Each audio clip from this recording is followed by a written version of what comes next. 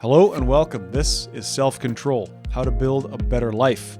This is the podcast that will seek to inspire you to take control of your mind, take control of your mindset, to think about how you think, to go forward and build the life that you deserve to live.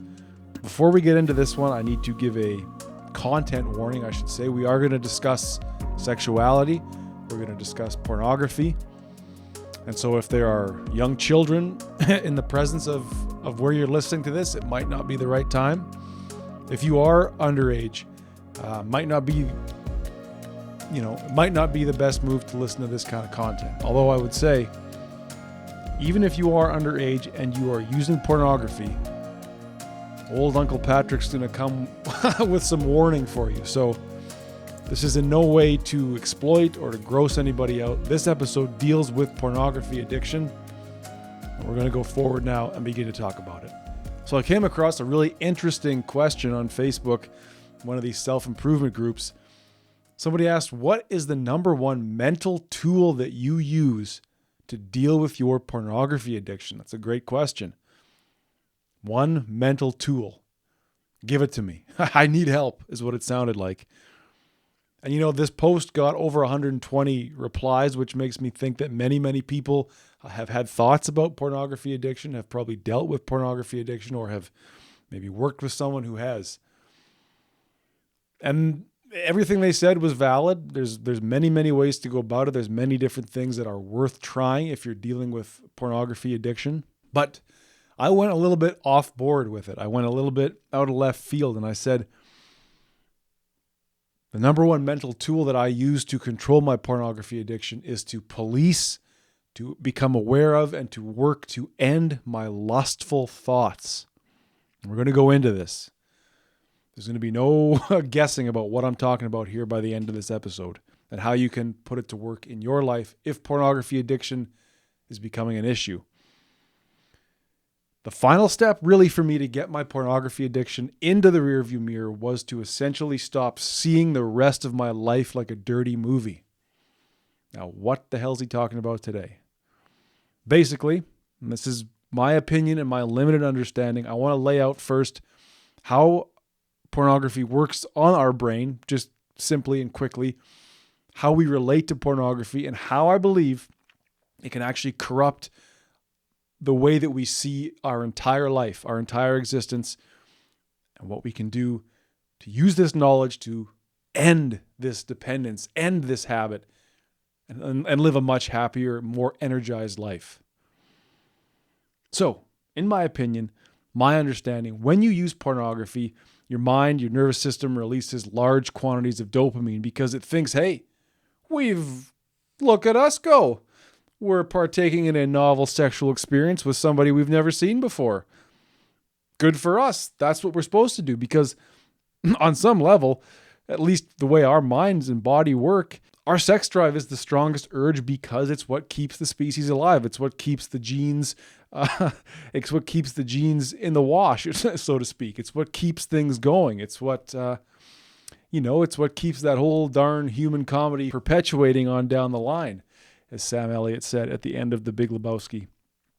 It's the strongest urge in our life because it keeps our species alive. So it makes sense that our nervous system, our brain, rewards us for partaking in this act. And your little pea brain, your little reptile brain, mine included, by the way, on some level does not know the difference between seeing these pornographic images on screen and partaking in it in real life. I mean, there's ways that certain pornography is photographed, shot in such a way where, the male actor is pretty well obscured from view, or the woman is using a sort of paraphernalia, if you will.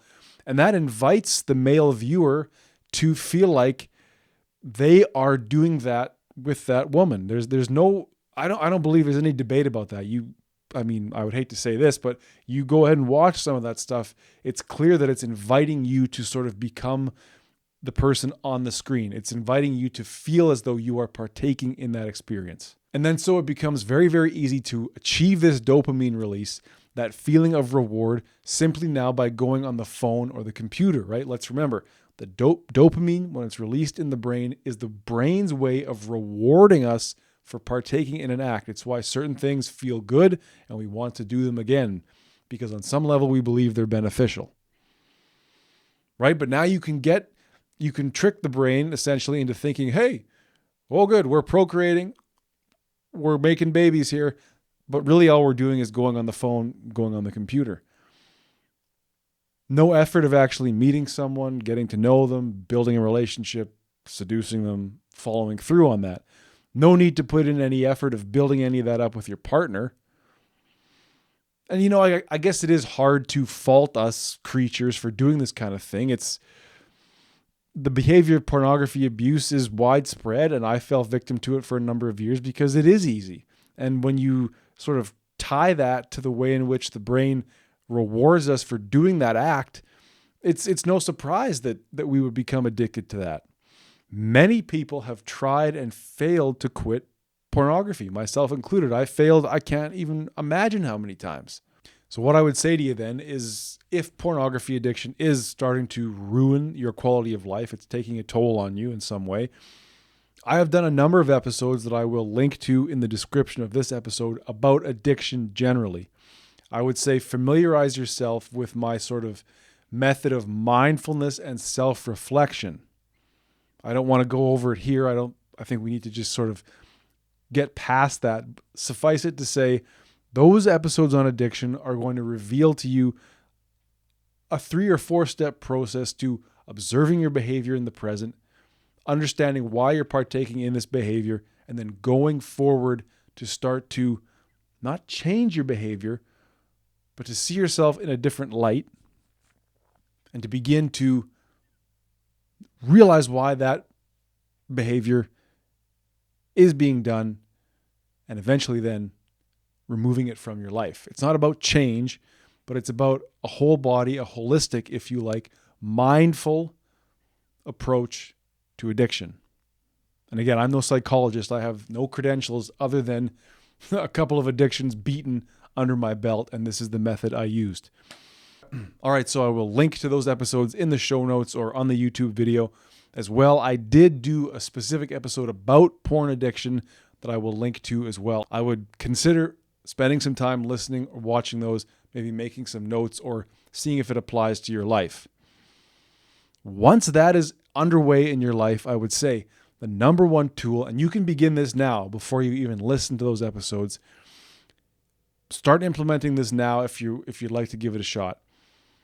To begin to become aware of, police, and seek to end your lustful thoughts.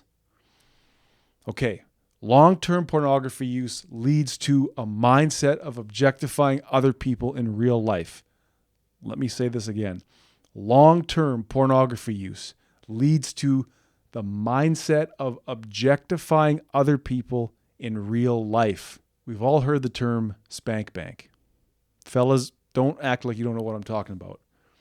This idea of seeing an attractive person in the wild, out in public, and remembering them, saving their image in the bank in your mind to go home and gratify yourself to their memory, to your memory of them later.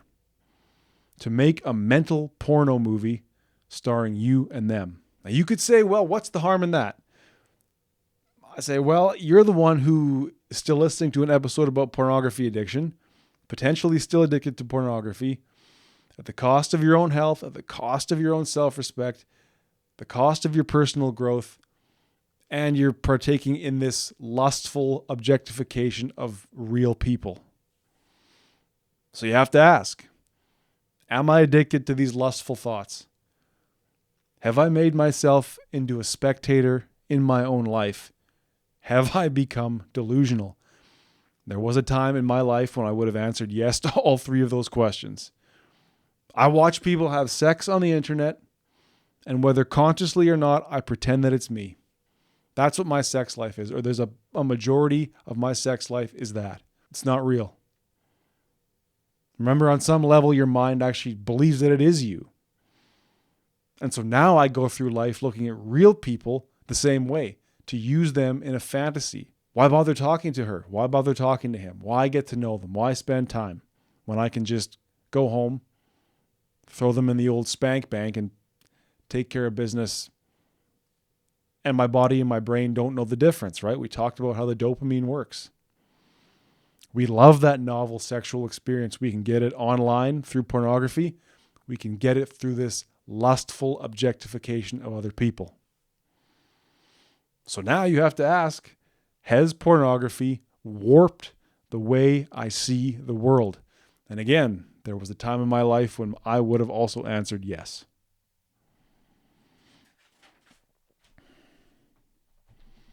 Of course, it's easier. You might say, well, I never have a shot with that person anyway, so it's just a bit of fun to go home and pretend that I did. Or so you tell yourself. But we'd have to think that if fulfillment comes from a real life relationship, a real life sexual, intimate relationship, that when someone who you actually might be compatible with, someone you might have a shot with, someone who's actually attracted to you, for God's sake, if you could imagine that, that person comes along, are you going to recognize them? Are you even going to be close to ready for that? You haven't been practicing relating to people very much. You've just been in fantasy land, right?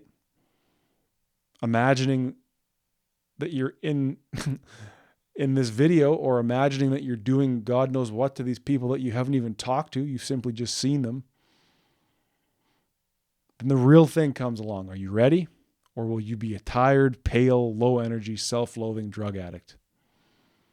Now, this is the choice I had to make, right? That's why I speak so harshly and sternly about it, because it's life or death, and it was life or death for me.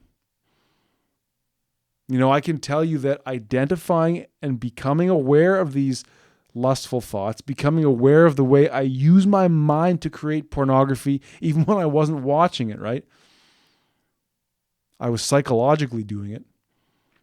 This has been the most difficult part of quitting pornography, was to lose the pornography, the coomer, if you will, the cum brain mindset, to stop seeing the whole world as my objective, my objectification, my arena for objectifying, my fantasy land where I do whatever I want to people in my mind. It's been difficult, and quitting this tendency will take time. But if you are earnestly and honestly wanting to quit pornography, you can try whatever those other 120 people said. Go for a walk, get up. Realize that for the most part, we use pornography not because we're sexually aroused, but because we're addicted to the dopamine. We need it to regulate. We're lonely, we're bored, we're tired, we're sore, we're stiff, we're hungry, we're thirsty. All these urges perverted to one desire. You have to address all that. I've gone over it a little bit. But if you really want to quit porn, you also have to quit producing porn in your mind and come down to earth. So I want to thank you for listening. Thank you for watching. Please, if this is useful, leave a comment on YouTube, drop a review, use the Q&A on Spotify. Feel free to get in touch. Facebook, Instagram, we're out there. We're loving every minute of it. We'd love to hear from you. If any of this resonates, please let us know. And until we speak again, please remember, better is possible.